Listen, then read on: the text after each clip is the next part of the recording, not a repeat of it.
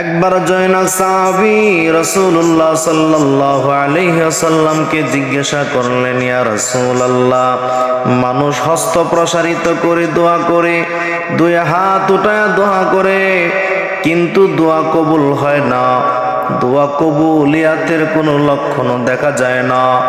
নবী গো, এর কারণটা কি হতে পারে? আল্লাহ রাসূল সাল্লাল্লাহু আলাইহি ওয়াসাল্লাম উত্তর দিলেন, মাতাআমুহু হারামুন ওয়া মালবাসুহু হারামুন ওয়া ইয়াকুলু ইয়া রাব্বি আন্না ইউস্তাজাবু।